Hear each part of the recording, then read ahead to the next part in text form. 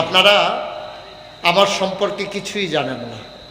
দাওয়াত দিয়েছেন, ইউটিউবে ওয়াজ শুনেছেন, আমার নামের পাশে পীর সাহেব দেখেছেন। আমার দাদা ছিলেন ফুরফুরা সিলসিলার বড় একজন পীর। আমার আব্বা এন্তেকাল করেছেন দাদার আগে।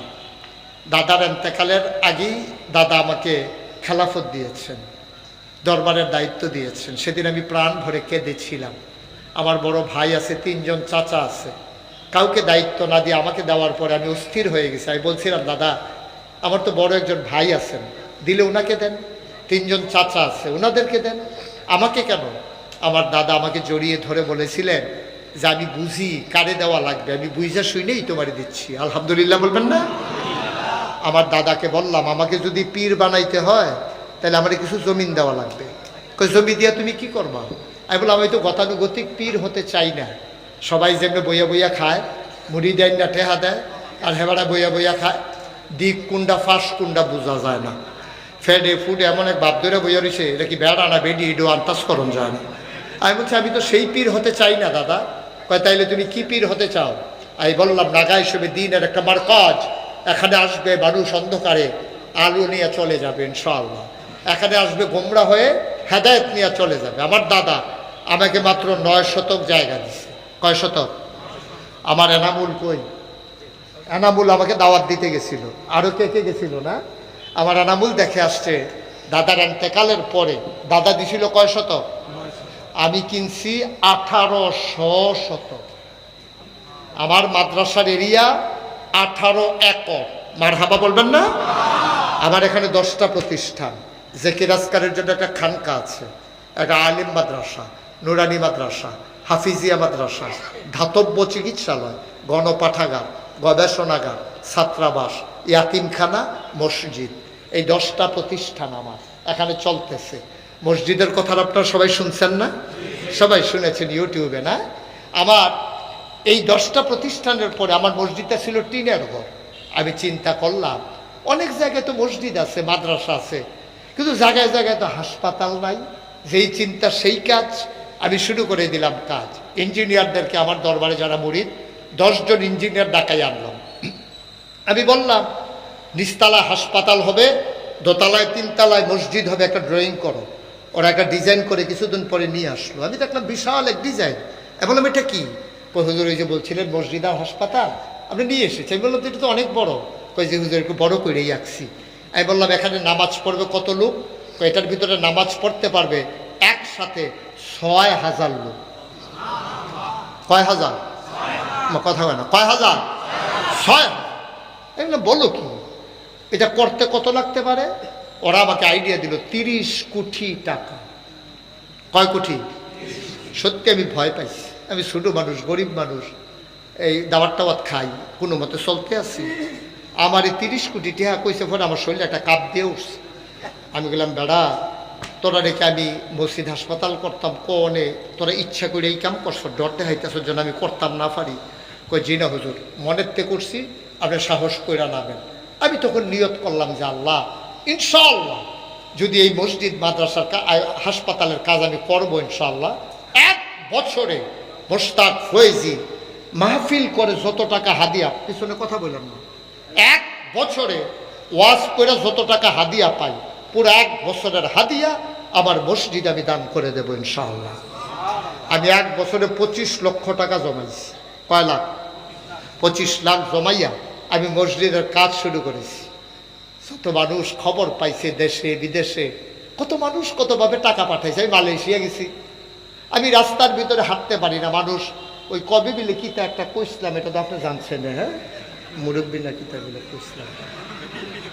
এবার হজগিয়া বেড়া এই বিপদও করছি, কথাটা কি কইলিটা?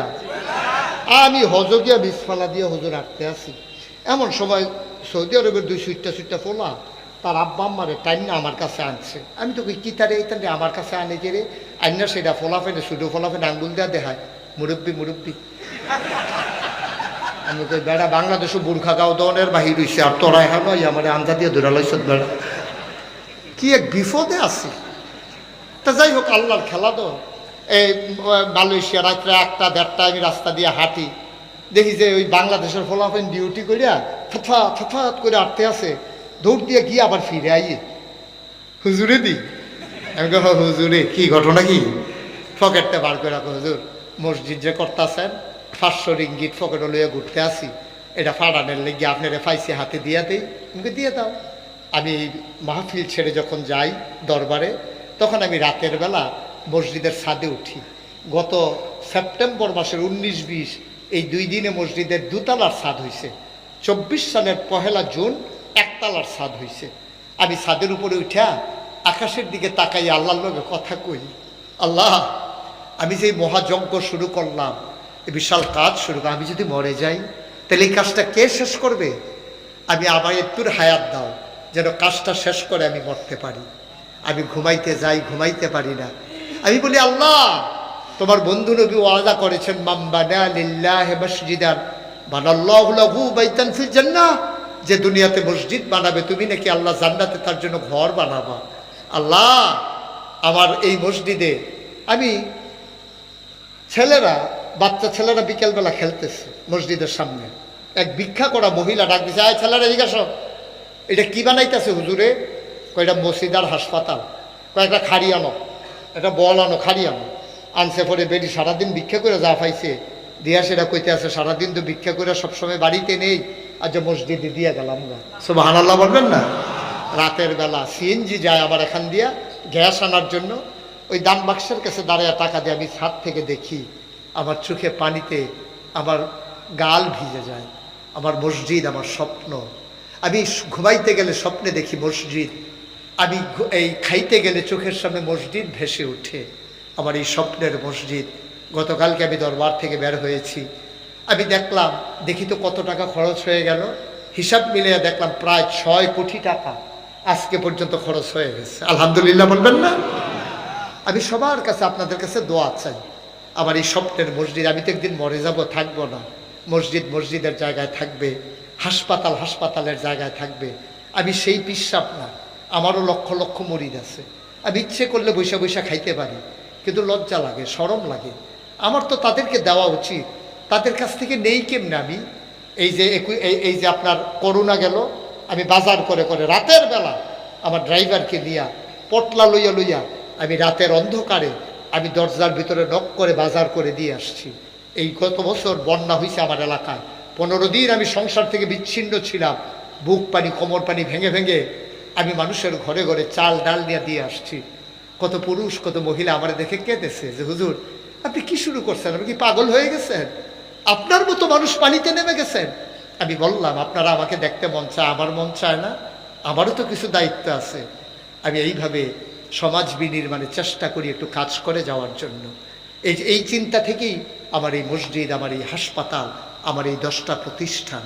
আপনারা যারা এখানে আছেন, আজকে সভাপতি সাহেব, আমার বিশেষ অতিথি আজকের, আমি সবার কাছে দোয়া চাই। এখানে যারা মুরব্বীরা আছেন সবাই মিলে প্রাণ ভরে, আমার পর্দার আড়ালে মায়েরা বোনেরা সবাই মিলে আমার এই মসজিদটার জন্য খালেস অন্তরে একটু দোয়া করেন।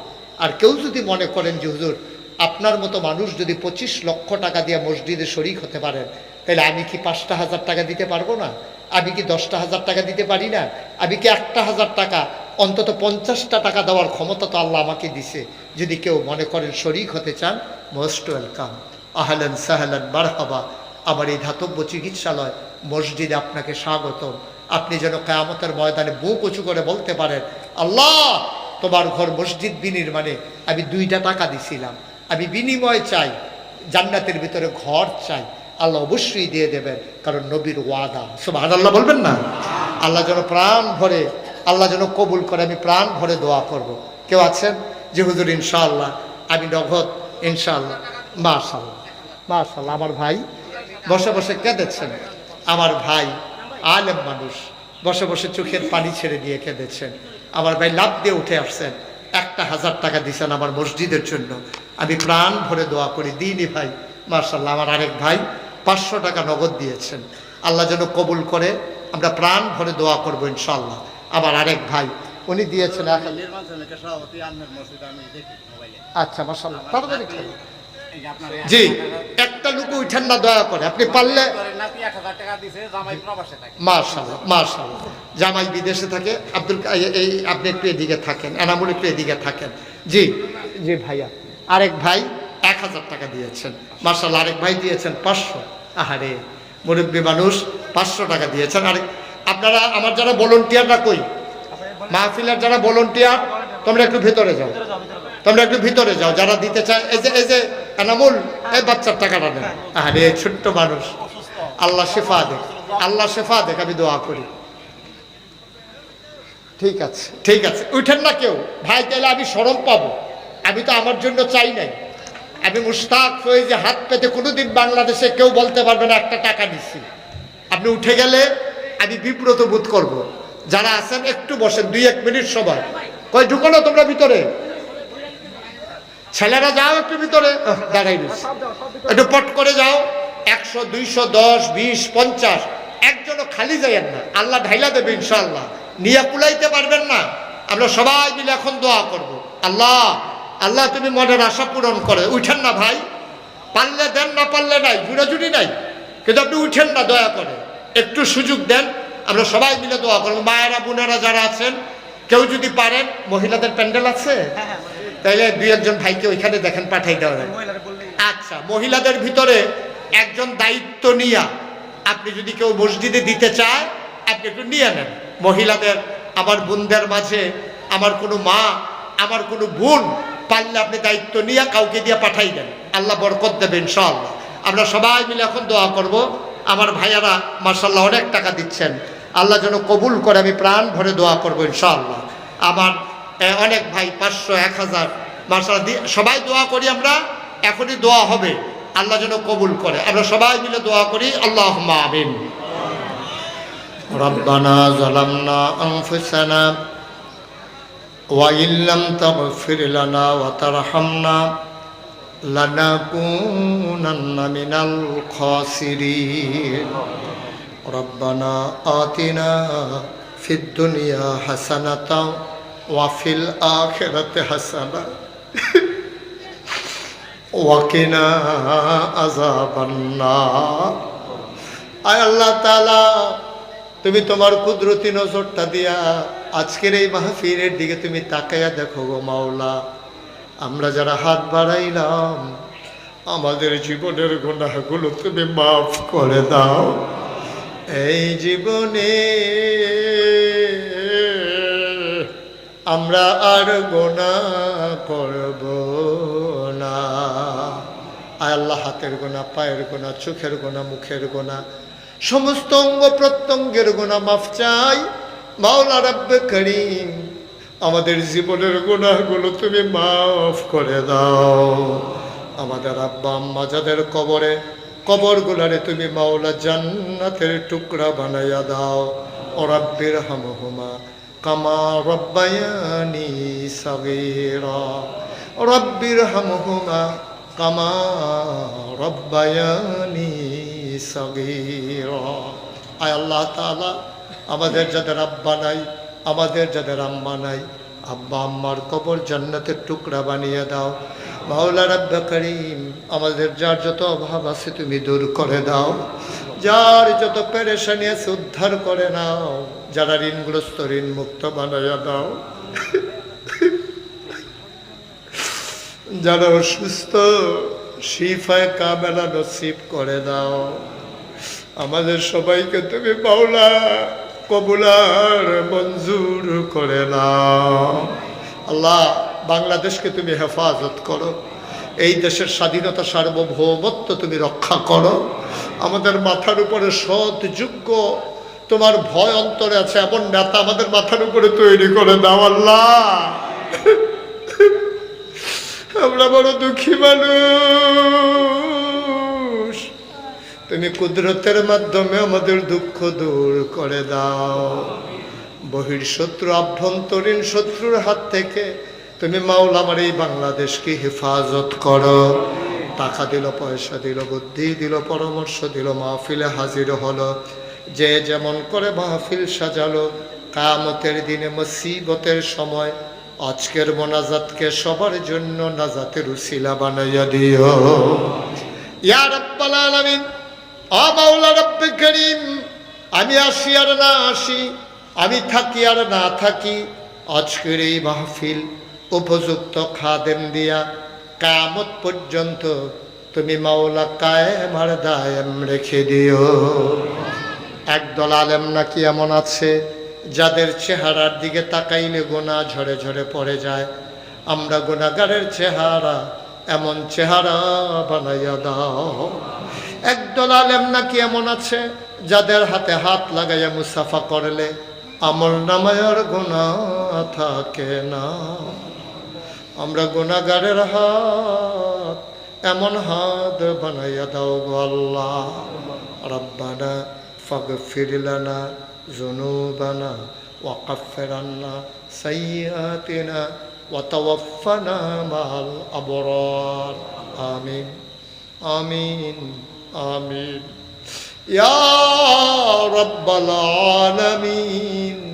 হায়াত যেদিন শেষ হয়ে যাবে, রুহু যেদিন গলার মাঝামাঝি আটকে যাবে, ওই কঠিন মুসিবতের সময় তুমি রাজি থেকে তোমার হাবিবকে রাজি রেখে আমাদের কণ্ঠে ওই মধুর কলেমা তুমি জারি করে দিও, লা ইলাহা ইল্লাল্লাহু মুহাম্মাদুর রাসূলুল্লাহ সাল্লাল্লাহু আলাইহি ওয়াসাল্লাম।